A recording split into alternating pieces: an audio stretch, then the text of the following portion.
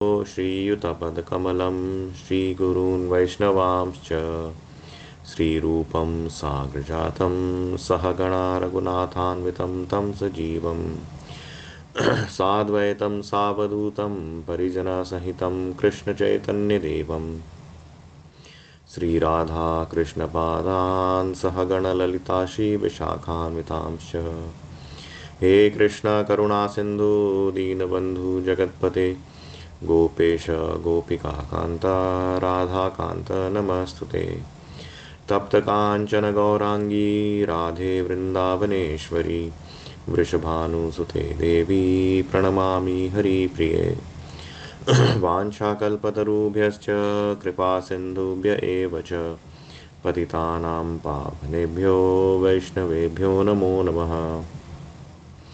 नमो विष्णुपादाय कृष्णपृष्ठाय भूतले श्रीमते भक्तिवेदान्त स्वामिनिति नामिने नमस्ते सारस्वते देवे गौरवाणी प्रचारिणे निर्विशेष शून्यवादी पाश्चात्यदेशतारिणे जय श्री कृष्ण चैतन्य प्रभु नित्यानंद श्री अद्वैत गदाधर श्रीवासादि गौरभक्तवृंद हरे कृष्ण हरे कृष्ण कृष्ण कृष्ण हरे हरे हरे राम राम राम हरे हरे।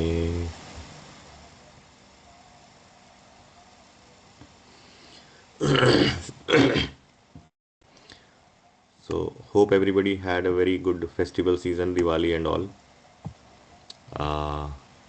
And कार्तिक महीना चल रहा है. आई hope everybody is making full use of it. भक्ति में प्रगति करने के लिए बहुत अच्छा महीना रहता है. तो I hope everybody is spending as much time as possible for their sadhana. So let's do a quick recap of what we were discussing last time. क्या डिस्कस कर रहे थे? एनीबडी कोई समराइज करना चाहेगा?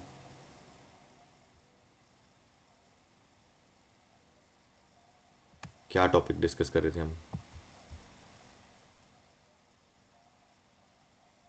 हरे कृष्ण प्रभु जी। यस माता जी.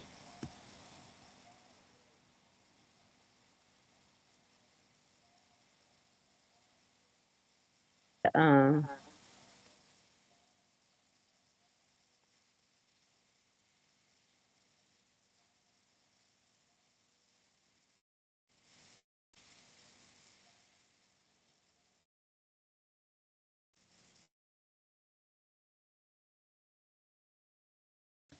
Karma. We were discussing the topic of karma last time.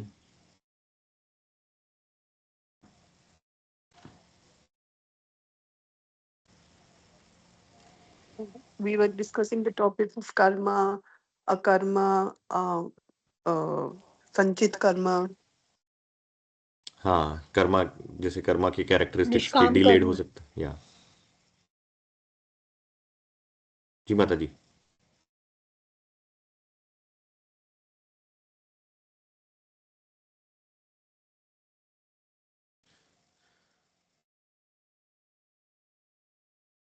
What is good karma, what is bad karma, and then अच्छे कर्म, बुरे कर्म, और उनसे ऊपर उठने के लिए अकर्म. अकर्म के बारे में हमने डिस्कस किया था. कर्मा क्या होता है? हाँ, एक एग्जाम्पल भी दिया था. जैसे सोल्जर होते हैं, तो एक सोल्जर की तरह काम हमें अपनी सारे कार्य जो है एक सोल्जर की तरह करने चाहिए, कि जिसमें हम लिप्त नहीं होते. हम कर्म भी करें लेकिन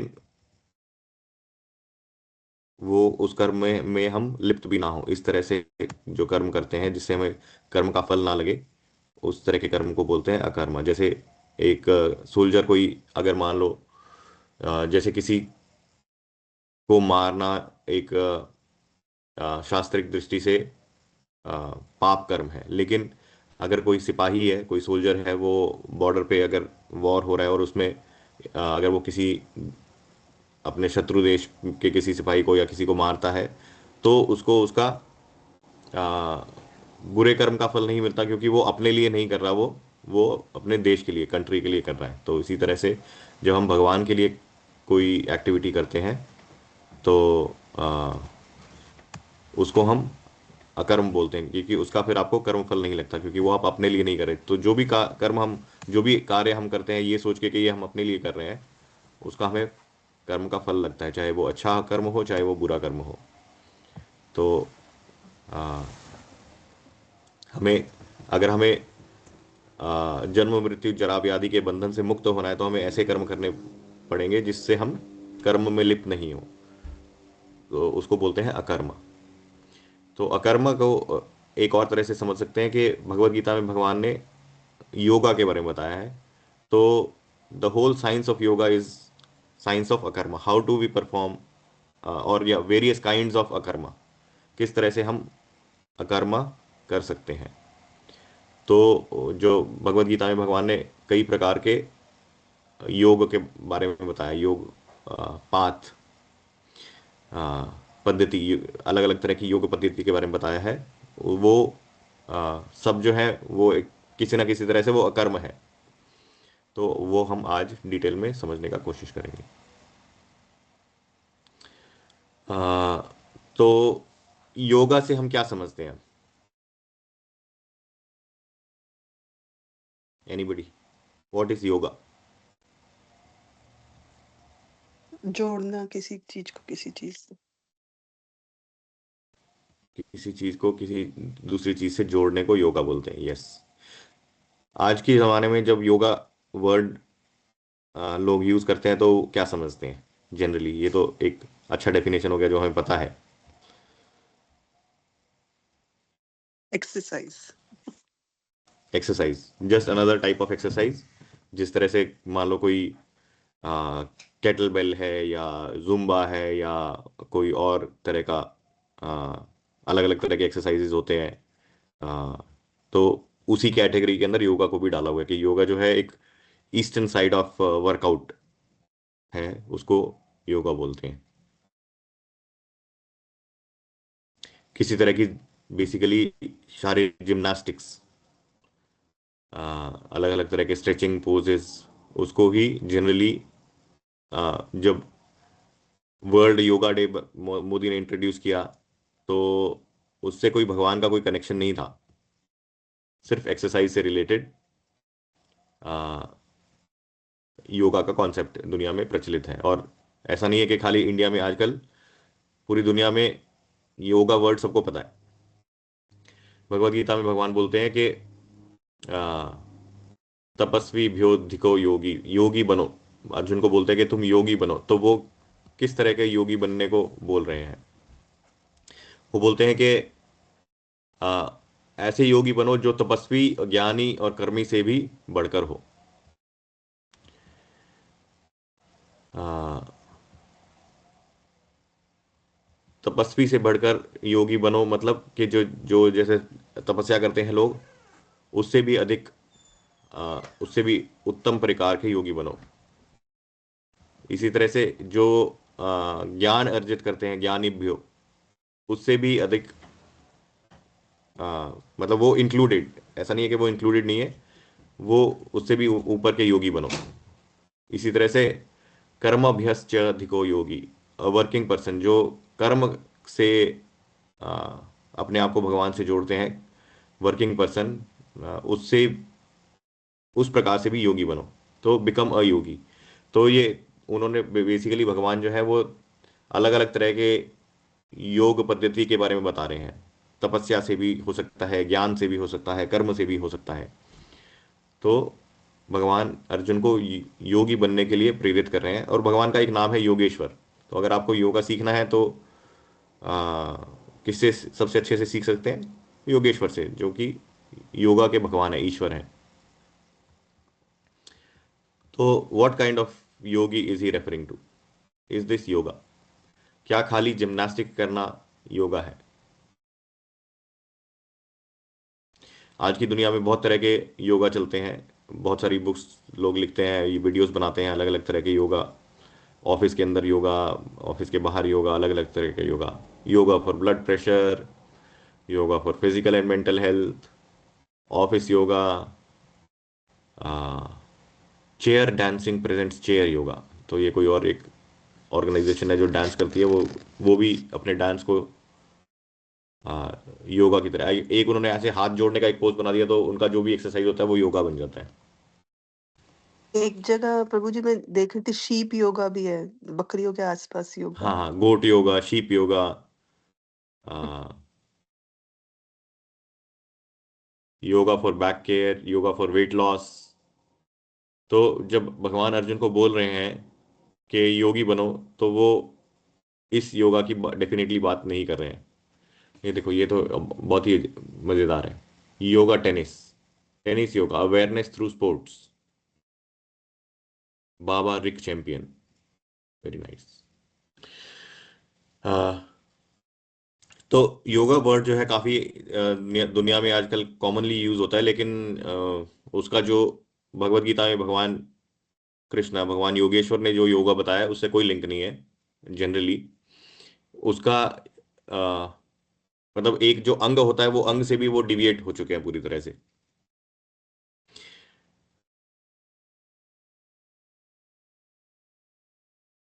तो योगा का जो डेफिनेशन होता है,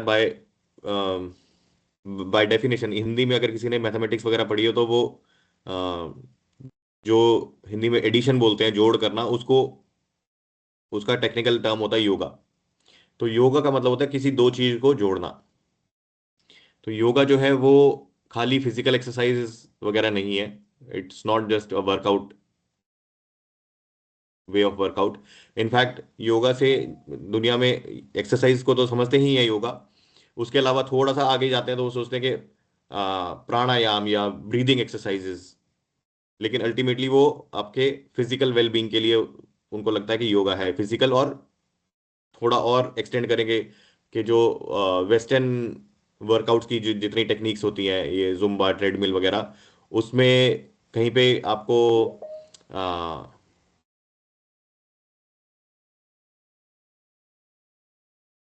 माइंड को स्ट्रेंथन करने का कुछ अलग से नहीं होता। तो उनको लगता है कि योगा के अंदर एक ये एलिमेंट और एडिशनल है जिसमें माइंड को भी आप ट्रेन कर सकते हो या स्ट्रांग बना सकते हो। तो प्राणायाम हो गया या थोड़ा मेडिटेशन उसके अंदर ऐड कर दिया तो वो सोचते हैं कि हाँ, now we are talking about yoga.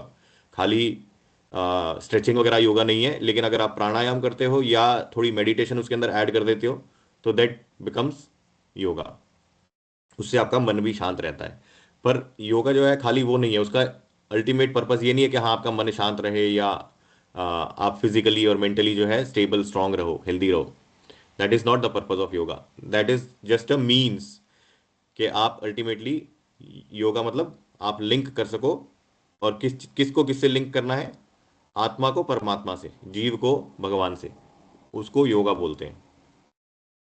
तो yoga is not just mere physical exercises which are good for shaping body, mind and all. या पुराने जमाने में योगा से कुछ सिद्धियां भी प्राप्त होती थी।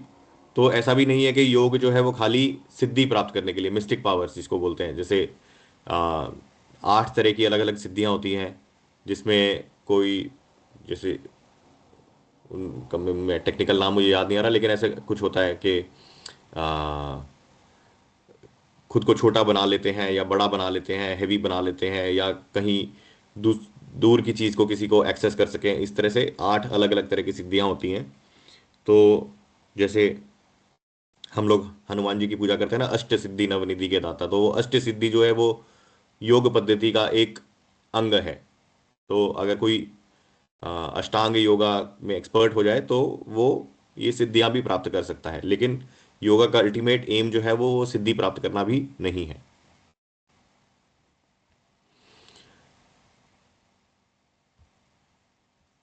तो हमने जो अकर्म की बात की, वो अकर्म का डेफिनेशन था कि हम जो जो भी कर्म करते हैं, जो भी एक्टिविटी करते हैं, उससे हम बंधे नहीं, इस तरह के कर्म को अकर्म बोलते हैं। तो ये टर्म जो है ये इंटरचेंजेबली भी हम यूज कर सकते हैं। योगा जो है वो, उससे भी हम भगवान से खुद को जोड़ते हैं, तो अल्टीमेटली हम भव बंधन से मुक्त होते हैं। तो yoga equals to karma equals to religion. तो योगा अगर आप किसी भी तरह से आप कोई भी प्रकार का योगा कर रहे हो, योग पद्धति कर रहे हो, उसमें अगर आपने भगवान के प्रति अपना समर्पण या रुचि नहीं जागृत कर रहे, तो उसको हम योगा नहीं बोल सकते एक्चुअली। तो कर्म जो है वो अकर्मा कब बनता है, जब उसमें भगवान को जोड़ देते हो। इसी तरह से योगा जो है वो सही योगा कब बनता है, जब उसमें आप भगवान को जोड़ देते हो। और इसी तरह से धर्म का भी डेफिनेशन यही है कि ऐसा नहीं है कि सिर्फ आप अच्छे कर्म कर रहे हो तो वो धर्म हो गया, उसमें आपको भगवान को जोड़ना ही पड़ेगा। अगर भगवान नहीं है तो then you can not call it yoga और कर्मा और धर्म इन ट्रू सेंस। तो भगवान को जोड़ने का कोई भी पाथ, अलग अलग पद्धति भगवान ने भगवत गीता में बताई है, तो उसको योगा बोलते हैं। Any question on this?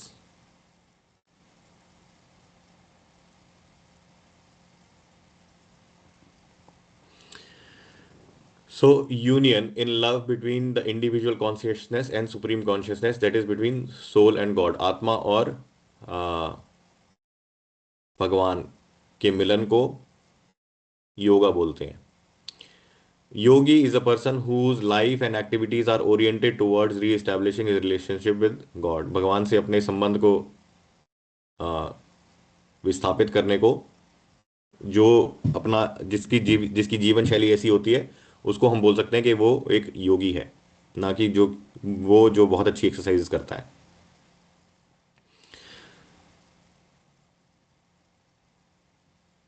Just working hard is not कर्म योगा।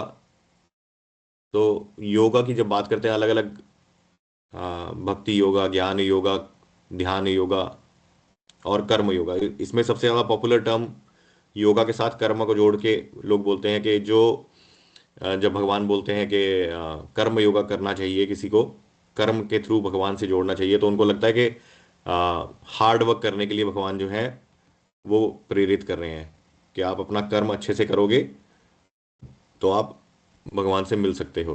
तो खाली हार्ड वर्क करने को भी कर्म योगा नहीं बोलते। इसमें हम थोड़ा सा डिटेल में जाएंगे कि कर्म योगा में, ध्यान योगा में, ज्ञान योगा में क्या डिफरेंस है। और ये सब अलग अलग पाथ नहीं है, इनको सबको हम बोल एक तरह से देख सकते हैं कि आ, एक ही सीढ़ी के अलग अलग स्टेप्स हैं, लेकिन अल्टीमेट गोल सबका सेम ही होता है। तो खाली हार्ड वर्क करने को हम कर्म योगा नहीं बोलते, वो तो गधे भी करते हैं। गधे भी बहुत हार्ड वर्क करते हैं, तो इसका मतलब ये नहीं है कि वो कर्म योगी हो गए।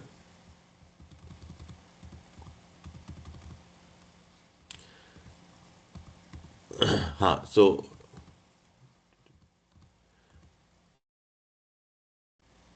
भगवान ने भगवत गीता में 4 तरह के योग के बारे में वर्णन किया है: कर्म योगा, ज्ञान योगा, अष्टांग योगा और भक्ति योगा। और भगवान ने इन सभी के थ्रू ये बताया कि किस तरह से भगवान से आप जुड़ सकते हो, ये 4 प्रकार के योगा से। और उन्होंने भाग लास्ट में कंक्लूजन भी दिया है कि इसमें से सबसे उत्तम योगा कौन सा है, which is bhakti yoga. These are not different paths but are different rungs of the same ladder.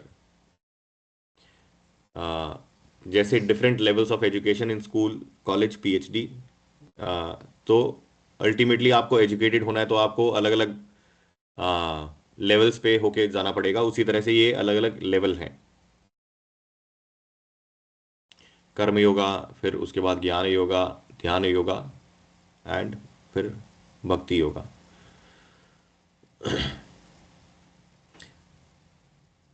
एक और तरह से भी समझते हैं कि जैसे अगर आपको भगवत प्राप्ति करनी है तो क्या आपको कर्म योगा करना ही पड़ेगा, उसके बाद ही ज्ञान योगा कर सकते हो, उसके बाद ही ध्यान योगा पे जाओगे, और क्या तभी भक्ति मिलेगी? तो इसको इस तरह से भी समझते हैं कि बाकी जो ये 3 तरह के हैं, कर्म योगा, ज्ञान योगा, ध्यान योगा, ये एक तरह से सीढ़ी वाली अप्रोच है कि आपको सबसे ऊपर पहुंचना है तो आप सीढ़ी लो। भक्ति योगा जो है वो एक एलिवेटर प्रोसेस है, आप डायरेक्टली भक्ति योगा के एलिवेटर में चले जाओ तो it will fulfil all the needs of, या वो एक तरह से सुपर सेट होता है। जो भक्ति योगा है वो, उसमें ऐसा नहीं है कि आप ध्यान में कुछ मिस कर रहे हो या ज्ञान में कोई कमी है आपकी या कर्म में कोई कमी है, उसमें वो ऐड ऑन होता जाता है। कर्म योगा में जब आप कर्म करते हो उसके अंदर थोड़ा ज्ञान और ऐड कर देते हो तो वो ज्ञान योगा बन जाता है, फिर उसमें ध्यान और ऐड कर देते हो तो ध्यान बन जाता है, फिर वो आप प्रेम से करते हो तो वो भक्ति बन जाता है। तो जो higher level of yoga system है उसमें lower level of yoga system जो है वो इंक्लूडेड होता है। जैसे आप कॉलेज की पढ़ाई करते हो तो ऐसा नहीं है कि आपको स्कूल की नॉलेज नहीं है, स्कूल में जो पढ़ाया गया उसकी नॉलेज तो है ही, एडिशनली आपको थोड़ी हायर नॉलेज भी है।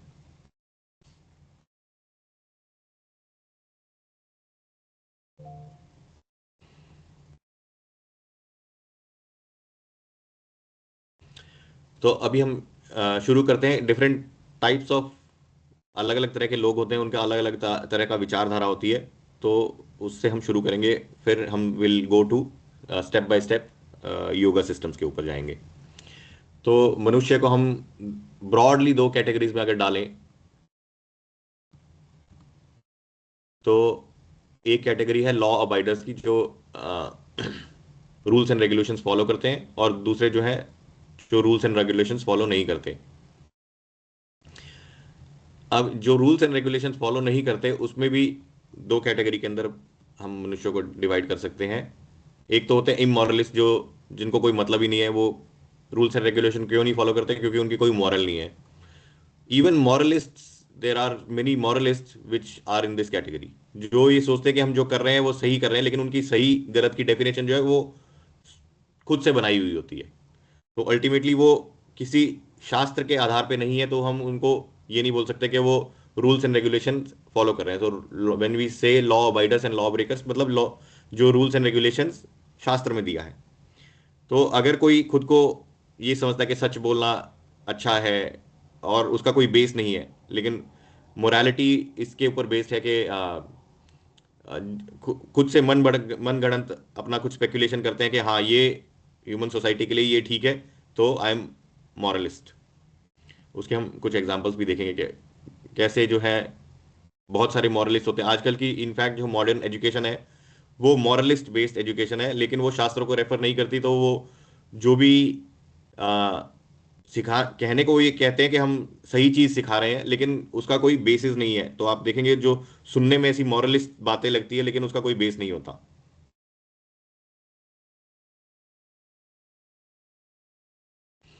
Morality is a relative conception.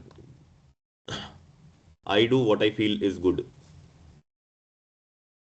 तो उनकी सही गलत की डेफिनेशन खुद की बनाई हुई होती है। What's moral now was immoral before. तो आज की डेट में हमने कुछ चीजें ऐसी बताई कि जो आज सही है, जो पहले इमोरल होती थी। ऐसा भी होता है, जैसे कि एक एग्जांपल बताता हूँ मैं आपको।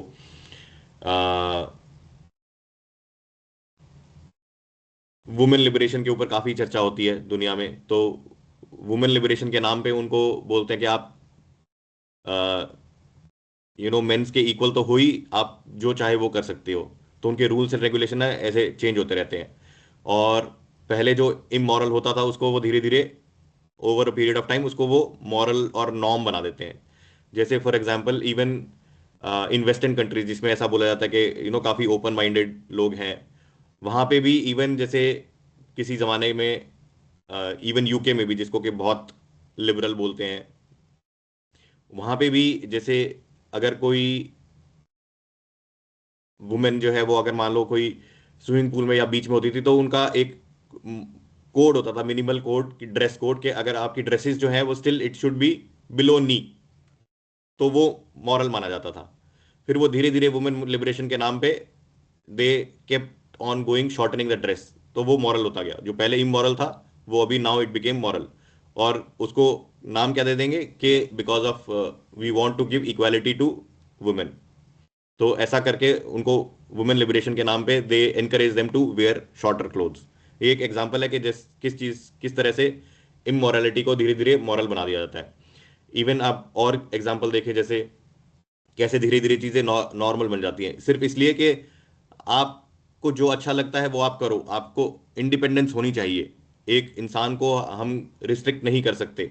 ये एक सुनने में मॉरल लगता है ना, कि हम किसी को हम रोके नहीं कुछ करने से।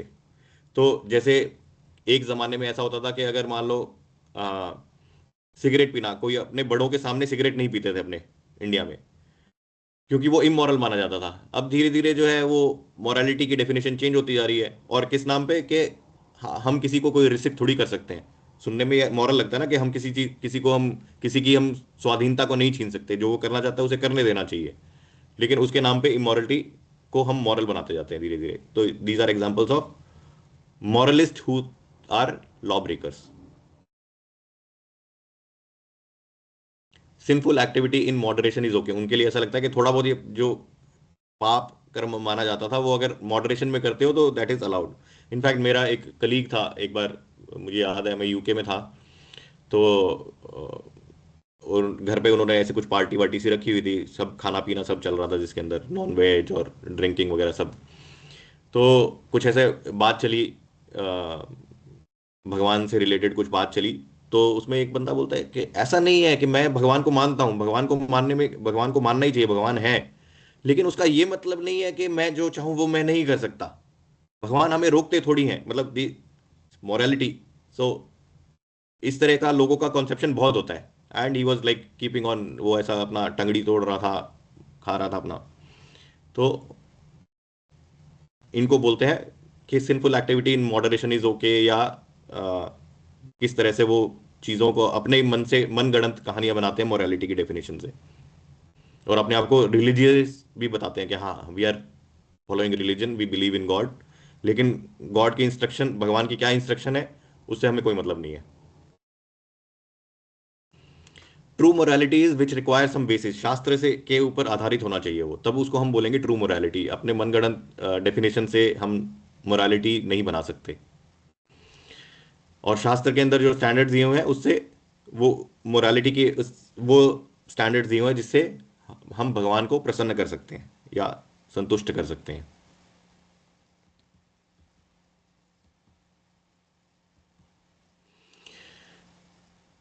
Another type of law breakers are hard working materialist. So what is a materialist?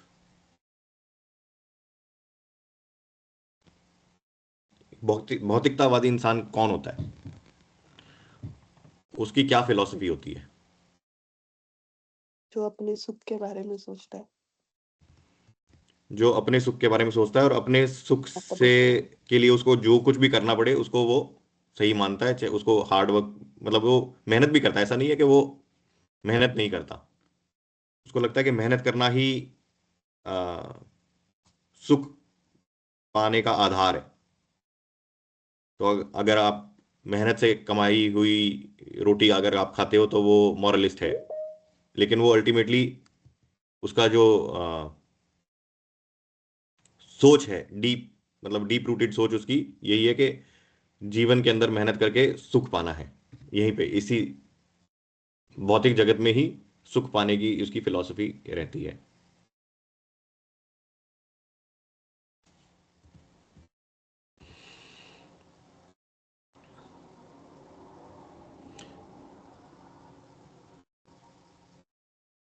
Sophisticated animals condition to the bodily concept of life, तो वो अपने शारीरिक स्तर पे ही अपनी जीवन शैली को बिल्ड करते हैं कि अपने शरीर की कैसे टेक केयर कर किए जाए, उसके लिए वो मेहनत भी करते हैं।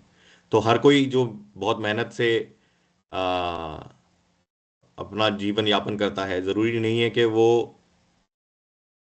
आध्यात्मिक प्रगति करे।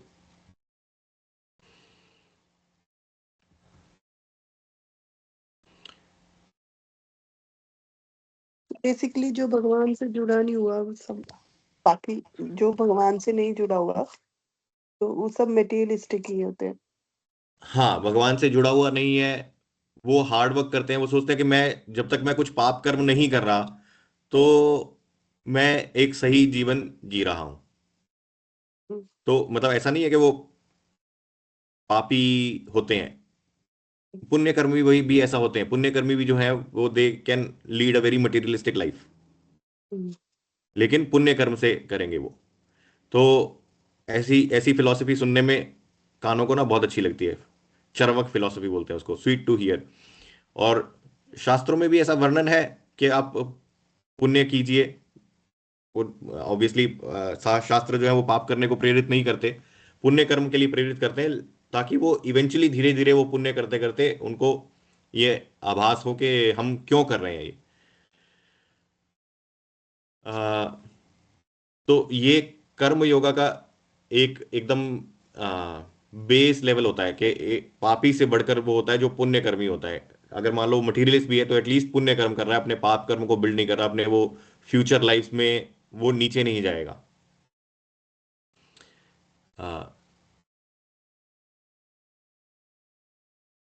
When it says sweet to hear philosophy, तो इसमें एक और भी ऐसा आता है ना, इसमें काफी ना एक अहंकार का भी एलिमेंट होता है। उनको ऐसा लगता है कि वो भगवान को समर्पण नहीं करना चाहते, उनको ऐसा लगता है कि जब तक मैं कोई पाप कर्म नहीं कर रहा तो मैं क्या गलत कर रहा हूं। उनको ऐसा लगता है कि पाप कर्म करना तो गलत है, लेकिन एज लॉन्ग एज मैं पाप कर्म नहीं कर रहा तो मैं जो भी जी रहा, मतलब मेरी उत्तम गति क्यों नहीं हो सकती अगर मैं पाप कर्म नहीं कर रहा। वो ये बात को नहीं, मतलब वो जो एक सरेंडर का जो एलिमेंट होता है, समर्पण का, भगवान के टुवर्ड समर्पण का एलिमेंट होता है, वो उसको एक्सेप्ट नहीं कर पाते कि मैं किसी को क्यों समर्पित करूं जब तक मैं ठीक काम कर रहा हूं। तो अगर जब तक आप भगवान से प्रेम अपना रीस्टैब्लिश नहीं करोगे, वो समर्पण के थ्रू ही हो सकता है, तो आप भगवान से कैसे जुड़ोगे। तो आप भौतिक जगत में ही रहोगे, आपका ये अहंकार है कि हाँ मैं अच्छा कर्म कर रहा हूं तो मुझे अच्छा फल मिलना चाहिए। तो आप अच्छा कर्म करते रहो, आपको अच्छा फल मिलता रहेगा, लेकिन आप भौतिक जगत में ही रहोगे।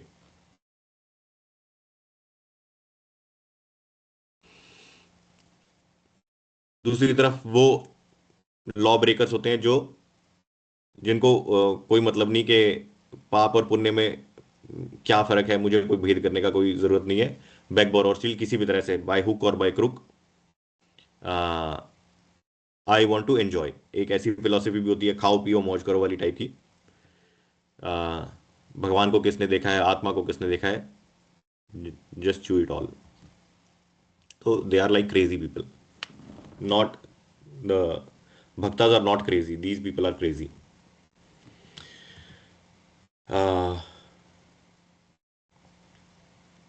लॉ ब्रेकर्स जितनी भी कोशिश कर लें भौतिक संसार में खुश रहने की, मेहनत करें, पुण्य करें, पाप करें, लेकिन उनका इवेंचुअली उनके सारे जो क- कृत्य होते हैं, सारी एक्टिविटीज जो होती हैं वो फ्यूटाइल होती हैं।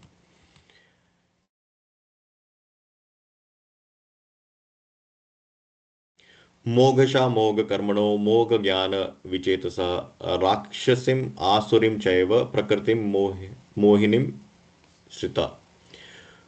Those who are bewildered, who are thus bewildered, are attracted by demoniac and atheistic views. In that deluded condition, their hopes for liberation, their fruitive activities, and their culture of knowledge are all defeated. तो अगर मान लो किसी इंसान का concept ऐसा है कि अ, वो भगवान को सेंटर में नहीं रखते और अपने खुद की डेफिनेशन से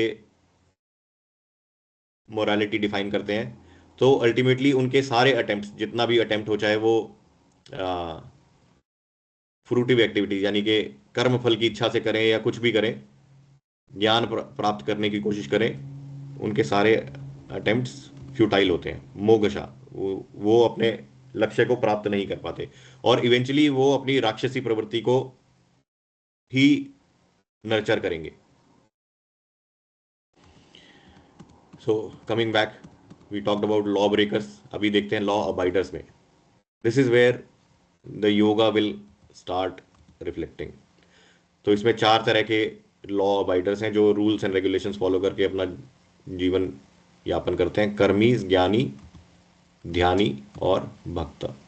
तो ये भगवान ने भगवत गीता में जो चार तरह के योगा सिस्टम बताए हैं, ये उन चार तरह के योगा सिस्टम को फॉलो करने वाले लोग होते हैं: कर्मी, ज्ञानी, ध्यानी और भक्त।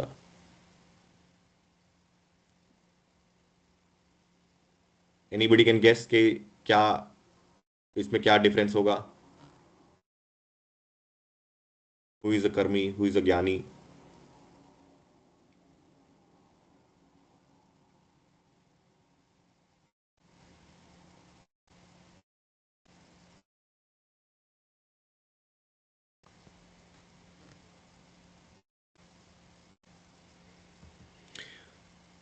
ओके, कर्मी भी जो होते हैं वो उसको हम दो कैटेगरी में डाल सकते हैं। एक होते हैं सकाम कर्मी और एक होते हैं निष्काम कर्मी। This is our complete chart. Law breakers के अंदर इमोरलिस्ट और मोरलिस्ट हमने डिस्कस किए।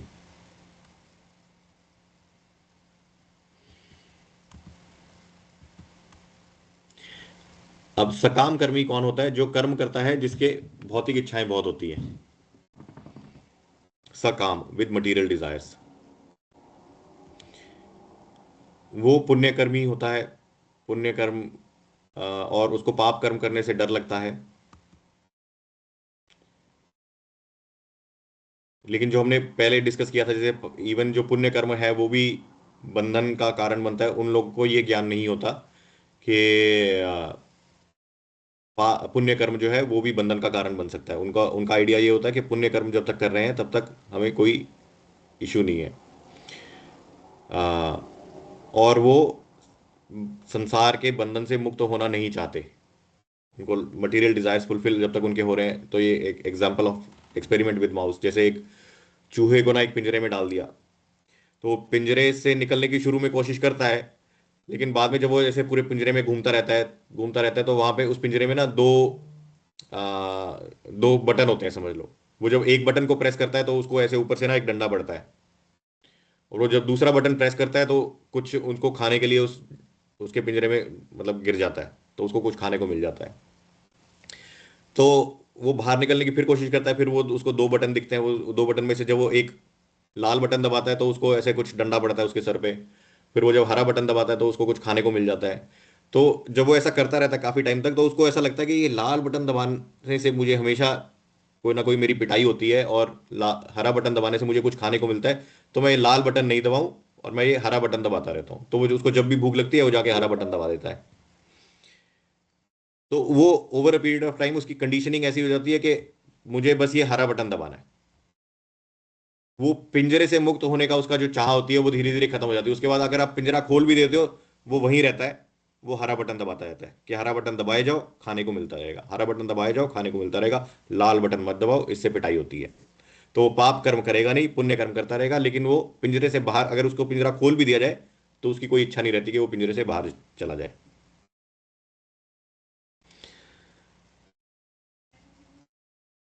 इन madness forget the goal of life. तो ही फॉरगेट्स, उसको यही लगता रहता है कि बस इसी जगह पे, अब जैसे वो अपना अटेम्प्ट ही छोड़ देता है बाहर निकलने का। अगर ऑप्शन मिले भी उसको तो भी वो अटेम्प्ट नहीं करता, क्योंकि उसको लगता है कि आ, संसार में सुखी रहने का आ, उपाय है कि आप पुण्य कर्म करते रहो, मेहनत से पैसा कमाओ, लेकिन पैसा कमाना ही जीवन का लक्ष्य है।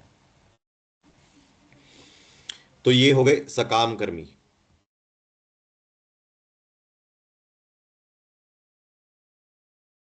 जनरली जितने भी पायस लोग होते हैं, majority of category you will find in this category, कि वो सकाम कर्मी होते हैं।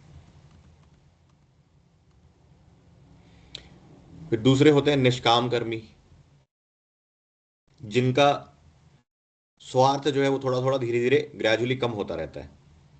The process of performing work without selfish desire for personal gain. तो now we are talking about the first rung of yoga. भगवान जब बोलते हैं कर्मण्येवाधिकारस्ते माँ फलेषु कदाचन माँ कर्म फल हेतुर्भुर माँ ते संगोस्त्व कर्मणि अकर्मणि। You have the right to perform your prescribed duty, but you are not entitled to the fruits of action. Never consider yourself the cause of the results of your activities, and never be attached to not doing your duty. तो इसमें भगवान कर्म योगा को introduce करते हैं कि कर्म योगा क्या है। कि आप अपना कर्म करो, लेकिन जो कर्म का जो फल है आप उसके लिए एंटाइटल्ड नहीं हो। अगर आप एंटाइटल्ड नहीं हो तो कौन है? ना ही आप ये समझो कि आप जो कर्म कर रहे हो उसी उसका आप ही कारण हो, उसका रिजल्ट जो मिलेगा वो आप मतलब आप उस पर अपना हक नहीं जता सकते। आपको मिला तो ठीक है, वो भगवान की कृपा है। उस पर आप अपना कि मैंने ये किया है तो मुझे ये मिलना ही चाहिए, ऐसा नहीं होता। If I am not then who is entitle to the, अगर मैं कर्म के फल का अधिकारी नहीं हूं तो कौन अधिकारी है?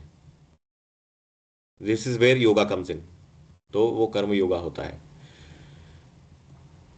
आ, ये we discuss that the all the rungs of different yoga system are different rungs of the ladder leading to the same destination.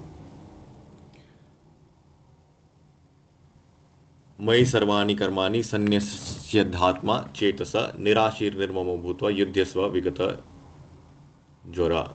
O Arjuna, surrender all your works unto me with full knowledge of me, without desires of profit, with no claims of proprietorship, free from lethargy, fight. So Arjun को भगवान ये संदेश देते हैं कि जो भी तुम कर्म कर रहे हो उसको मुझे समर्पित करो। तो जब भगवान को अपना कर्म का फल जो है समर्पित करेंगे तो इसका मतलब ये है कि आपका खुद का स्वार्थ को धीरे धीरे you will have to get over it, और फुल नॉलेज ऑफ मी, पूरा उनको ये नॉलेज होनी चाहिए, ये ज्ञान होना चाहिए कि अल्टीमेटली भगवान कौन है, और हमारा जो अल्टीमेट गोल है वो भगवान की प्राप्ति है, ना कि अपना भौतिक इच्छाओं को पूरा करना। Without desires for profit, with no claims to proprietorship, के मेरे पास मैंने अगर ये कोई कर्म किया है तो मेरा ये हक है, मुझे ये वो हक मिलना चाहिए। जैसे अर्जुन मान लो युद्ध कर रहा है, तो अर्जुन अगर अच्छे से युद्ध कर रहा है तो उसको जीत उसका हक है, ऐसा नहीं। फ्री फ्रॉम लेथार्जी, और मतलब कि ऐसा उसका ये मतलब नहीं है कि आलसी बन जाओ। फाइट, डू, अपना अपना कर्म करो, जो तुम्हें कर्म करना है वो तुम्हें करना ही है, लेकिन आप उसके लिए, उसको कर्म करने के लिए आपका ये डिजायर नहीं होना चाहिए कि मुझे इसका फल मिलेगा ही मिलेगा और I want to enjoy that. उस भावना से रहित होके कर्म करना चाहिए, उसको बोलते हैं कर्म योगा। अकर्म, जो जो कि निष्काम कर्म योगा जिसको बोलते हैं।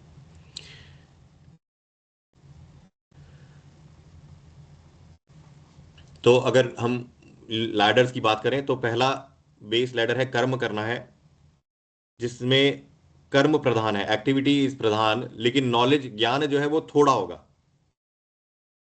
ये हमारा बेसिक है। धीरे धीरे अभी हम इसमें ऐड करते जाएंगे इसकी कैटेगरीज, ज्ञान योगा, ध्यान योगा एंड ऑल, भक्ति योगा। कर्म योग, ये जो योगा सिस्टम में कर्म योगा में क्या है कि जो वो योगा परफॉर्म कर रहे हैं कर्म योगी जो है, he can still be attach to the work itself, उसको उस कर्म से थोड़ी आसक्ति फिर भी रह सकती है। कि अगर जैसे आ,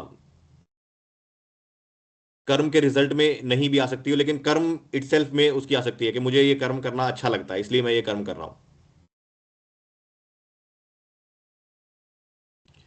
कर्म योगी को ये क्लियर नहीं होता पूरी तरह से कि कर्म का जो फल है वो कहाँ जा रहा है, who is the enjoyer of that, is God really accepting my the results of my work.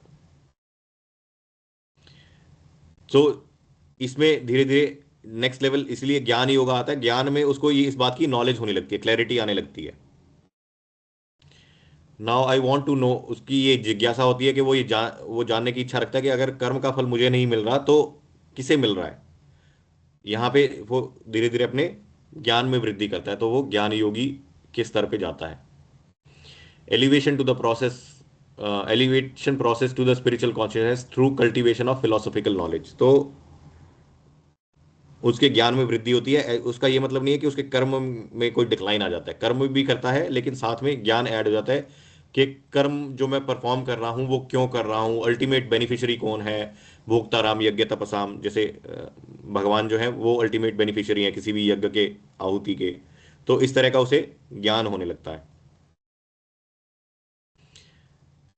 ज्ञान योगी की मैक्सिमम ब्रह्मन रियलाइजेशन, उसकी फाइनल डेस्टिनेशन जो है वो ब्रह्मन रियलाइजेशन है। तो भगवान के हमने तीन एस्पेक्ट डिस्कस किए थे जब हमने भगवान के बारे में चर्चा करी थी, उनको तीन तरह से समझा जा सकता है, ब्रह्मन, परमात्मा और भगवान।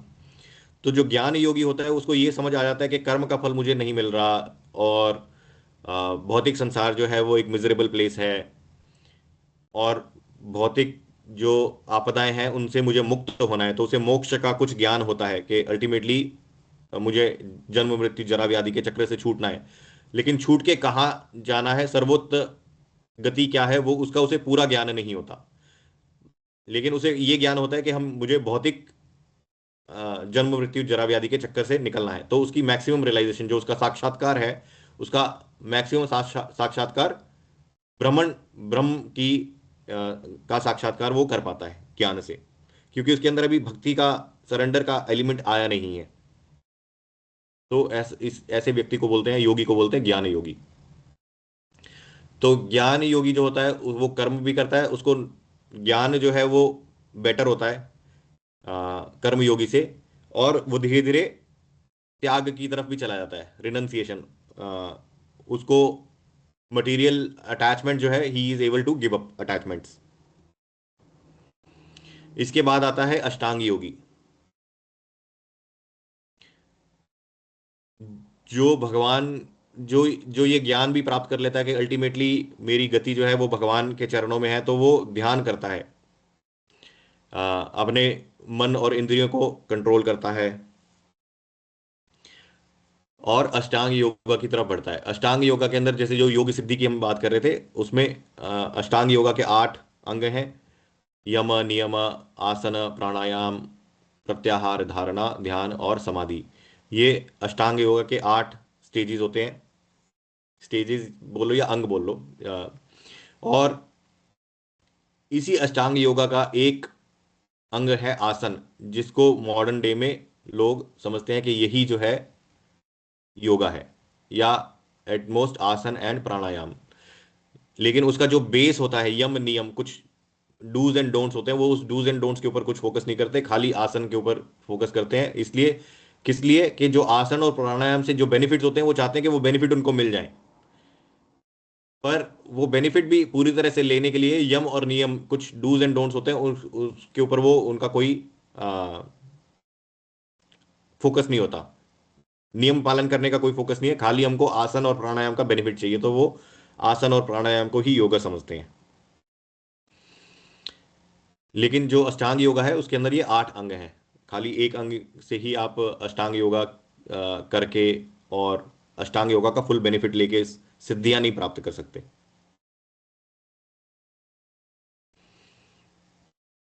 तो जो जितने आसन होते हैं या प्राणायाम होता है, वो अल्टीमेटली आपको हेल्प करते हैं कि आप अपने इंद्रियों पे और मन पे संयम कैसे रख सकते हो। यम का मतलब होता है डोंट्स, रेगुलेशन, नेगेटिव प्रोहिबिशंस, कि क्या आपको नहीं करना। नियम, डूज के अष्टांग योगी के लिए डूज होते हैं, जिसका बिगिनिंग बेसिक रूल होता है कि आपको एक सेक्लूडेड प्लेस में जाके, जहाँ पे आपका किसी तरह का डिस्ट्रैक्शन नहीं हो, वहीं पे आप आसन और प्राणायाम परफॉर्म कर सकते हो। लेकिन आज की डेट में आसन प्राणायाम परफॉर्म करते हैं, साथ में सामने मूवी चल रही हो फिर भी हम कर सकते हैं।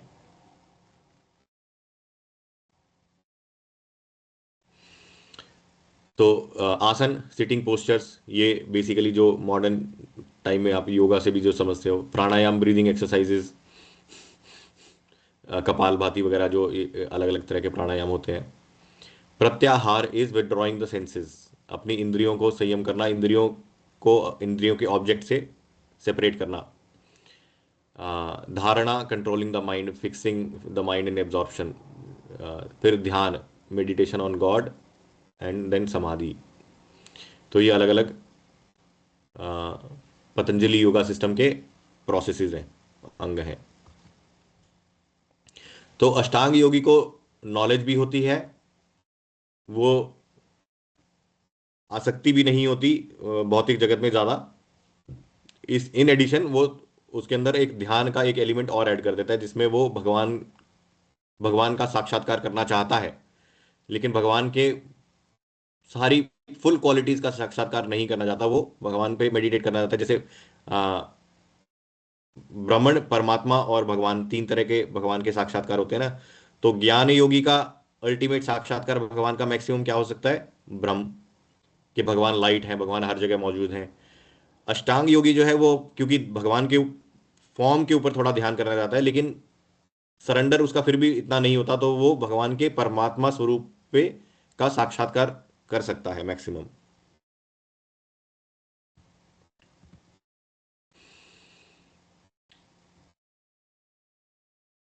ये जो अभी मैं बता रहा था कि अष्टांग योगा अगर कोई करना चाहे, भगवान का परमात्मा स्वरूप का साक्षात्कार करना चाहे, तो उसका मिनिमल प्रोसेस क्या है भगवान ने भगवत गीता में दिया है। One should go to a secluded place and should lay kusha grass on the ground and then cover it with a deer skin with a soft clothes. The seed should not be too high nor too low, should be situated in a sacred place. The yogi should then sit on it very firmly and practice yoga to purify the heart. तो ऐसे सीधा बैठना है, नाक ऐसा होना चाहिए, आंखें ऐसी होनी चाहिए, ऐसा कुछ कुछ प्री रिक्विजिट है जो कि आज की डेट में पॉसिबल नहीं है। कोई सोचे कि नहीं नहीं पॉसिबल है, हम हिमालयस पे चले जाएंगे कहीं पे जहाँ पे हमें कोई डिस्टर्ब करने वाला नहीं होगा। पर ये योग पद्धति जब भगवान ने अर्जुन को बताई तो अर्जुन ने कहा कि ये मेरे लिए इनप्रैक्टिकल है। तो सोचो आज की दुनिया में अगर कोई सोचे कि वो अष्टांग योगा से कोई सिद्धि प्राप्त कर सकता है, उसके लिए कितना प्रैक्टिकल है। अर्जुन के लिए ही प्रैक्टिकल नहीं, अर्जुन के फोकस को कोई हम मैच कर सकते हैं? जब वो जो वो बर्ड वाला जो उनका पास टाइम है, जिसमें आचार्य द्रोण ने बोला कि आप उस पक्षी, पेड़ में जो पक्षी बैठा है उसके उसके ऊपर आप अपना निशाना साधो, तो उसको खाली उसकी आंख दिख रही थी अर्जुन को, और पूरा बर्ड भी नहीं दिख रहा था। इतना उसका फोकस था, तब भी वो भगवान जब उसे अष्टांग योगा के बारे में बताते हैं तो अर्जुन बोलता है कि मेरे से ये नहीं हो पाएगा, आई कैनॉट डू इट। तो हमारे लिए तो क्या ही पॉसिबल है फिर ये, आम जनता के लिए। One should hold one's body, neck, head erect in straight line, stare at the tip of the nose. Sir दुखने लग जाएगा ऐसा थोड़ी देर भी करोगे तो। Thus, with an unagitated, subdued mind, devoid of fear, completely free from sex life, one should meditate upon me within the heart and make me the ultimate goal of life. तो भगवान के परमात्मा स्वरूप पे ध्यान लगाने का ये तरीका है। तो this is impractical in modern age.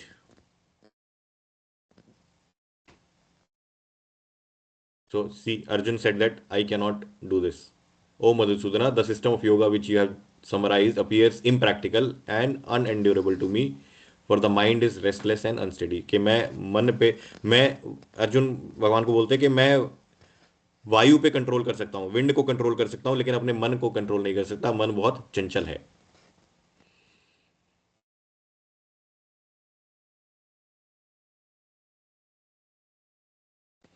तो अष्टांग योगा जो है वो भगवान भगवत गीता में बताते तो हैं, लेकिन उसको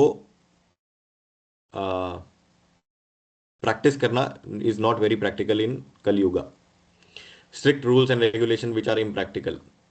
अर्जुन रिजेक्ट्स अष्टांग योगा, चंचलम ही मना कृष्णा। कि अष्टांग योगा का प्री रिक्विजिट है कि मन को वश में करना चाहिए, लेकिन अर्जुन बोलते हैं कि उनका मन वश में नहीं है। अर्जुन अपने मन को कंट्रोल नहीं कर सकता, तो हमारी तो क्या ही औकात है।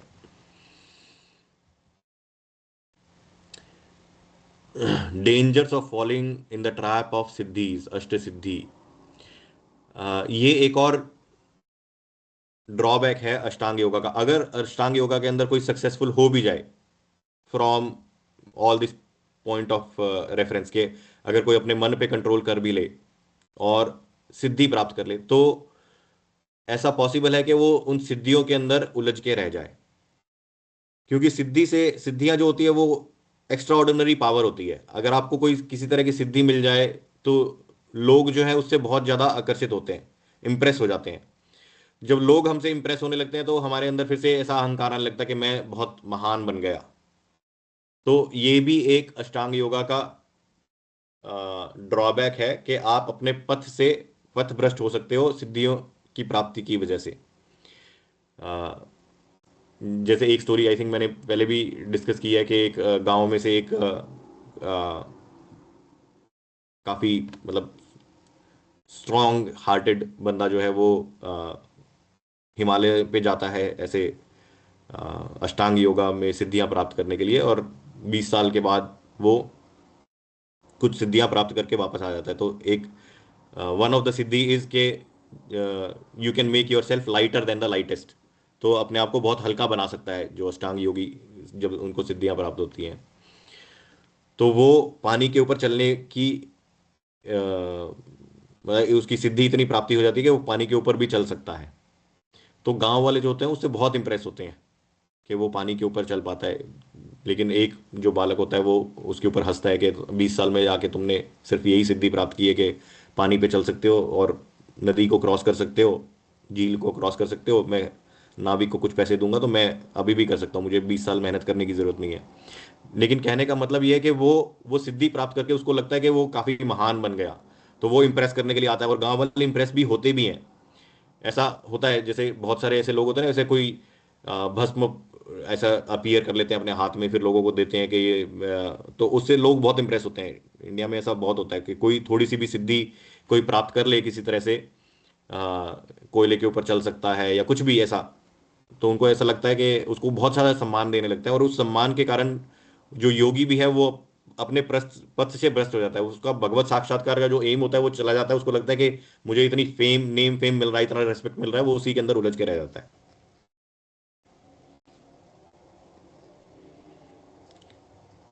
क्लियर? ऐसा देखा गया है? ऐसा सुना है कभी किसी के बारे में?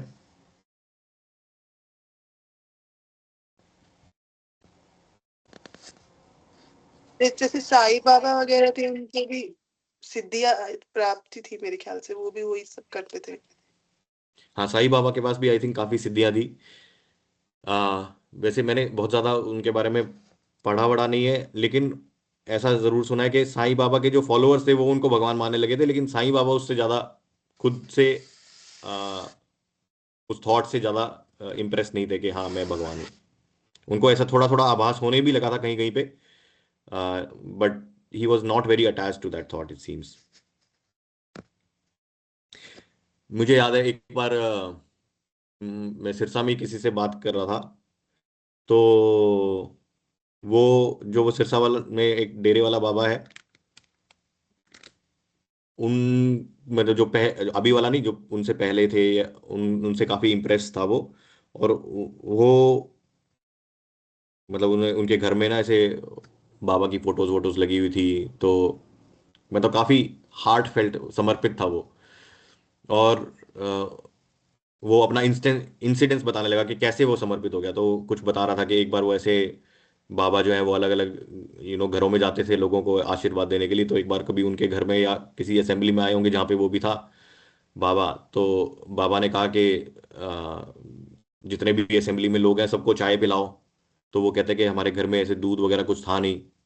तो बाबा ने बोला कि बस आप जिस पैन में दूध रखते हो वो पैन बस ढक के ले आओ और सबको चाय सर्व करना शुरू कर दो। तो वो कहते हैं कि हमने उसमें दूध थोड़ा सा ही था, लेकिन जब चाय सर्व करनी शुरू करी तो हमने एक बहुत बड़ी मतलब गैदरिंग को चाय सर्व कर पाए, उसमें पता नहीं कहाँ से आ रहा था वो चाय। तो कहते हैं वो बस मैं वो देखते ही बस मैं उनका फैन हो गया, मैंने यही मान लिया कि यही भगवान है। तो सोचो इस बात को कि खा कुछ सिद्धि हो सकता है उनके पास हो, उस सिद्धि से इंप्रेस होके उनको भगवान मान लेना कहाँ की समझदारी है।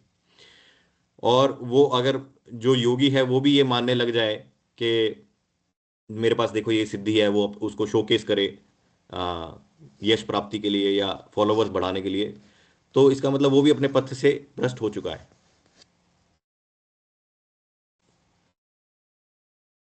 कोई किसी को कोई इस पे कोई मतलब सिद्धि से इंप्रेस होते हैं लोग देखे हैं? कोई किसी का भविष्य बता देता है, कोई किसी का कुछ कर देता है, कोई उपाय बता देता है, but that's not the Bharat में एम तो ऑफ। ऐसे बहुत से लोग, भारत में तो हर हर शहर हर गली में बाबा जी बैठे हैं। हाँ, हर शहर हर गली में बाबा जी बैठे हैं कुछ ना कुछ।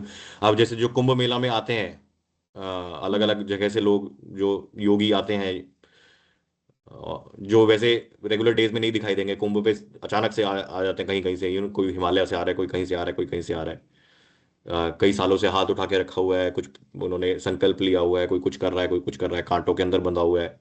अलग अलग तरह के योगी होते हैं, लेकिन अल्टीमेटली उनका अगर मान लो भगवान को समर्पण नहीं है, तो वो हाईएस्ट जो गोल है स्पिरिचुअल लाइफ का वो अचीव नहीं कर पाएंगे।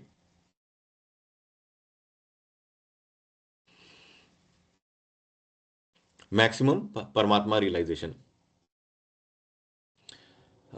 तो उनका जो भगवत साक्षात्कार भी है वो हृदय में जो भगवान हमारे साथ रहते हैं उस रूप का उनको कहीं किसी किसी को जो कि अपने पद से नहीं भ्रष्ट हो उसको भगवान का वो वाला साक्षात्कार हो भी सकता है, पर उस साक्षात्कार के अंदर कोई आनंद नहीं होता।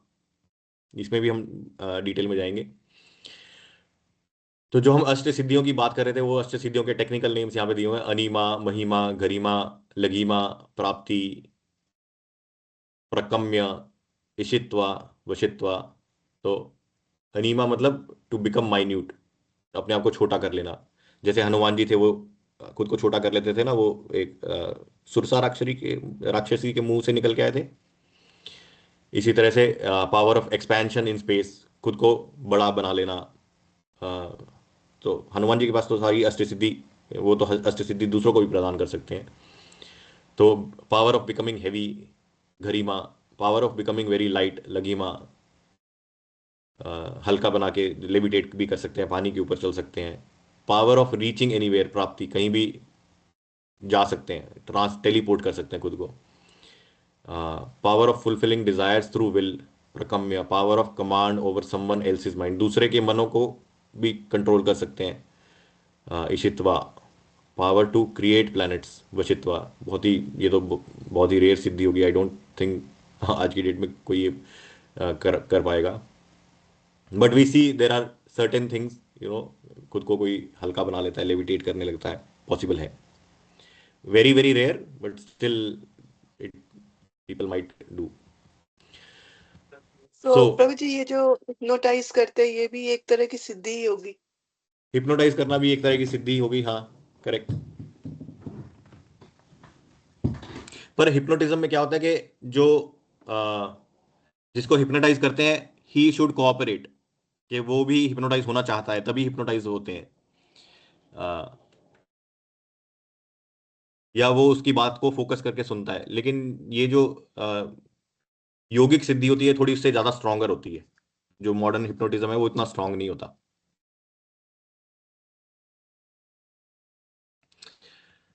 तो योगा पिरामिड देखेंगे अभी अभी हम। Unregulated life of eat drink and be very, खाओ पियो मौज करो, ये बेस है। ये नॉट इवन योगा, ये मतलब मटेरियलिस्ट, कर्मी, पापी। फिर regulated life for personal enjoyment के डिजायर्स हैं, सकाम कर्मी। Regulated life as a matter of duty, ये उससे ऊपर हो गया। रिनंसिएशन ऑफ रिजल्ट्स, क्या आप अपने कर्म फलों को त्याग कर सकते हो, भगवान को समर्पित कर सकते हो, ये उससे बेटर है। Regulated life meant for personal enjoyment से बेटर है। उसके बाद आया गेन ऑफ नॉलेज, ज्ञान। तो ये नीचे जो है ये मतलब पाप कर्मी, फिर ये कर्मी, रेगुलेटेड लाइफ, लेकिन कर्मी फिर विद पर्सनल डिजायर्स, भौतिक इच्छाओं से लिप्त कर्मी। फिर भौतिक इच्छाओं से थोड़ा थोड़ा निष्काम कर्मी, जो और थोड़ा कल्टीवेशन ऑफ नॉलेज रहता है जिसमें। फिर गेनिंग ऑफ नॉलेज, ज्ञान योगी, उनको नॉलेज अच्छा रहता है, थोड़ा थोड़ा त्याग भी, अनासक्ति भी आती है। फिर आ गया मेडिटेशन, अष्टांग योगी, उसको नॉलेज भी रहती है, अनासक्त भी होता है, और साथ में भगवान के ऊपर ध्यान भी करता है।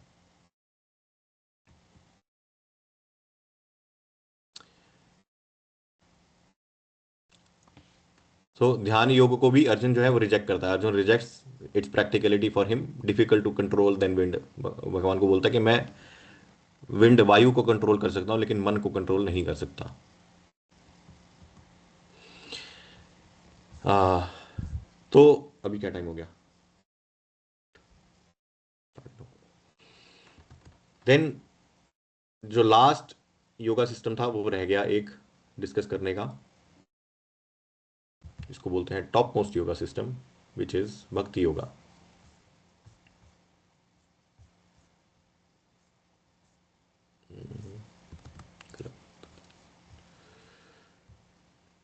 अभी तक कोई एनी क्वेश्चन, एनीथिंग?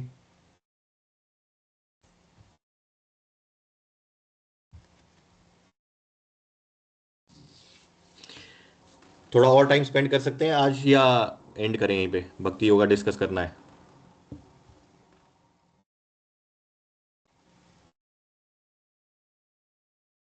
प्लीज बताएं सब लोग इंडिया के टाइम के हिसाब से। हाँ 9:30 बज गए, तो we can take questions otherwise. Hare Krishna प्रभु जी, मुझे तो जाना है प्रभु जी, मेरे को तो छोड़ना पड़ेगा। ठीक है माता जी, फिर हम विल एंड हियर, विल मेरे को भी डिस्कस भक्ति छोड़ना योगा पड़ेगा। Next week. बट ये क्लियर है, जैसे जो अलग अलग योगा सिस्टम्स का जो अल्टीमेट एम है लोगों का, योगीज का, वो क्लियर है। वो बहुत इंपॉर्टेंट पॉइंट है कि ज्ञान योगी को सिर्फ ब्रह्म साक्षात्कार हो सकता है, ध्यान योगी को परमात्मा साक्षात्कार हो सकता है, और भक्ति योगी को भगवान का पूर्ण साक्षात्कार होता है।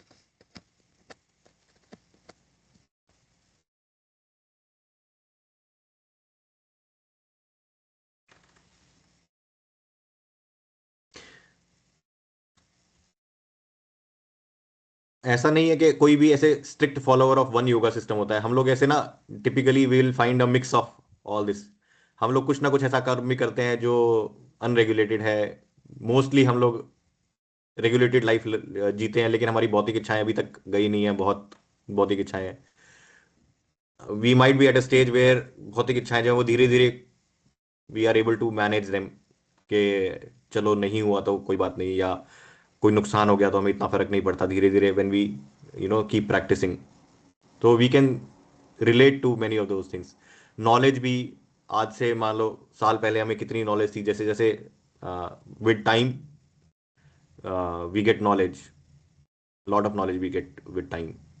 बाकी ये जो हम डिस्कशंस करते हैं क्लासेस के थ्रू, इसके थ्रू हम बहुत knowledge, there are four, you know 4 quadrants. हम लोग 25% नॉलेज जो है वो स्वाध्याय से अर्जित कर सकते हैं, 25% डिस्कशन करने से कर सकते हैं, 25% over a period of time होती है। ऐसे धीरे धीरे हम हमारा नॉलेज जो है वो बढ़ते लगता है, और जैसे जैसे हमारा ज्ञान बढ़ता है वैसे वैसे हम धीरे धीरे हमारे मटेरियल डिजायर्स भी कम होते हैं। धीरे धीरे हमारा आसक्ति भी, मटेरियल अटैचमेंट भी धीरे धीरे कम होती है। तो इट्स अ ग्रेजुअल प्रोसेस। लेकिन हमें ऐसे अनरेगुलेटेड ईट, खाओ पियो मौज करो वाली लाइफ से ऊपर उठना ही चाहिए, ग्रेजुअल हो जाए। इसमें यहीं पे अटक के नहीं रह जाना। We should keep climbing the ladders.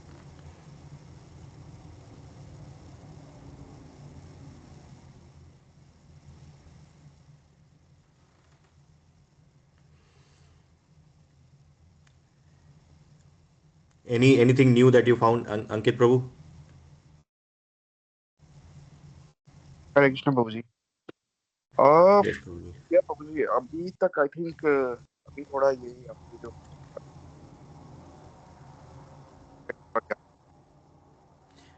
आपकी आवाज भी ब्रेक हो रही है, एक बार रिपीट करेंगे please?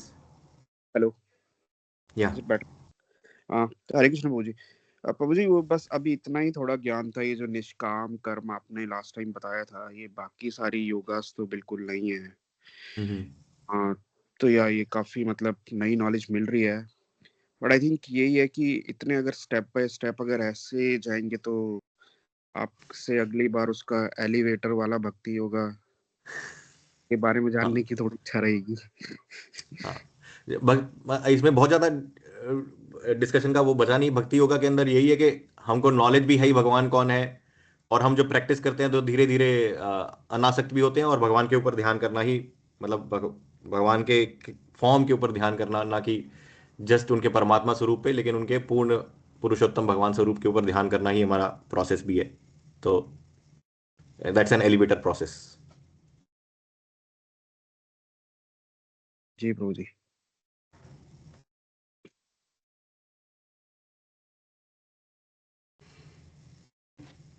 Any other reflection?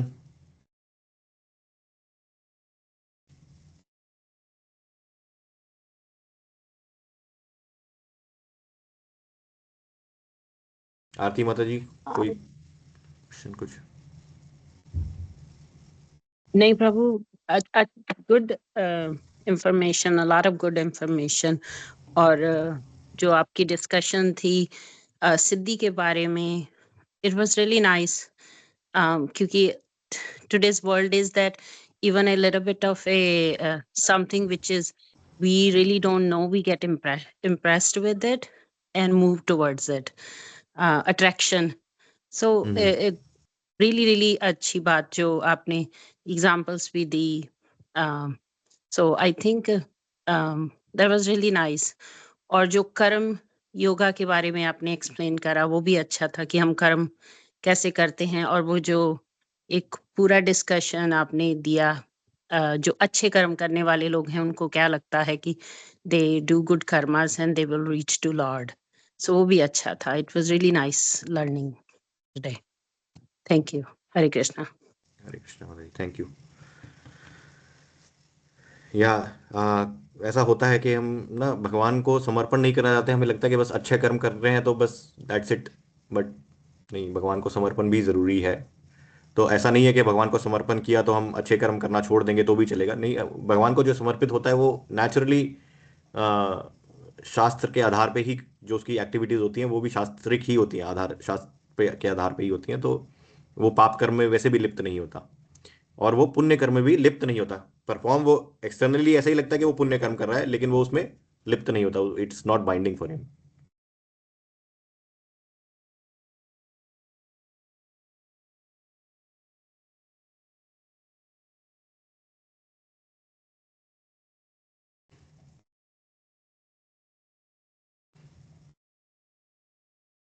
I think एक या दो क्लासेस और बचे हैं जिसमें हम बाकी कॉन्सेप्ट भी कवर कर लेंगे. Then after that will see what we can continue.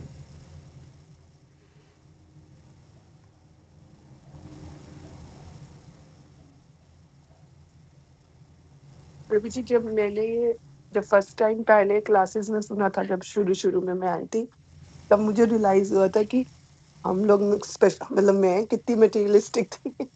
क्योंकि यही सोच होती है नॉर्मली कि हम कुछ बुरा कर्म कर नहीं रहे, हम मेहनत कर रहे हैं सब कुछ. तो और हम मेहनत करेंगे तो हमारे साथ अच्छा ही होगा, हम बुरा नहीं करेंगे तो हमारे साथ बुरा नहीं होगा. तो जो कि सही भी है, ऐसा नहीं है कि उसमें कुछ गलत है, लेकिन वो इनकम्प्लीट है एक तरह से, क्योंकि उसमें आपने भगवान का एलिमेंट ऐड नहीं करा. It's self centred. एटलीस्ट पाप नहीं कर रहे वो भी एक that is next stage, right? Like it's not the lowest stage, it's better than the unregulated stage. yeah. हाँ, पर यही है कि ये जितने भी लेवल्स हैं, हमें this is still we are not discuss the highest level, right? So पर प्रभु जी, वी शुड इसमें नॉट गेट ये भी स्टक ऑन होता है, दीज. जब हम ऐसी सोच रखते हैं ना, तो हम अपने आप को कंट्रोलर भी समझते हैं कि हम अच्छा करेंगे तो अच्छा ही होगा. हम उस मतलब मुझे अभी बाद में समझ में आया धीरे-धीरे कि हम वो भगवान की उसको नकारते हैं एक तरह से, कि हम अच्छा करेंगे हाँ, तो हमारे साथ अच्छा ही होगा, हमारे साथ बुरा क्यों होगा? और उसके ऊपर हम हक समझने लगते हैं कि अच्छा, अगर नहीं हो रहा तो भाई हाँ इसमें जी, अगर हमें अच्छा रिजल्ट नहीं मिल रहा तो इसमें भगवान की कैलकुलेशन में कोई गलती होगी, हमारी कैलकुलेशन में कोई गलती नहीं है. हाँ जी, बिल्कुल। हरे कृष्णा प्रभु जी. यस माता जी. आपने बताया कि पुण्य कर्म भी बंधन का कार्य करते हैं, जैसे जी. चूहे का उदाहरण दिया आपने.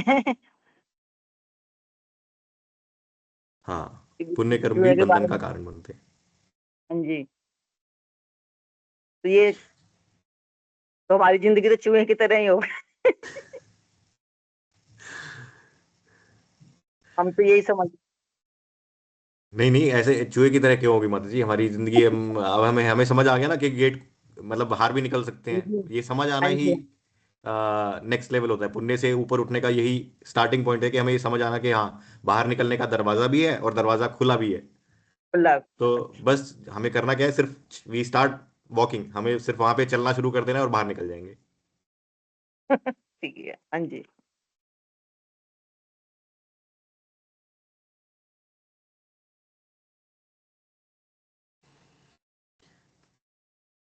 ठीक है, will end the today's discussion here then end will continue next week. Hare Krishna प्रभु जी। हरे हरे कृष्णा. कृष्णा प्रभु जी. हरे कृष्णा प्रभु. हरे कृष्णा प्रभु जी. हरे कृष्ण सबको. हरे कृष्णा प्रभु जी.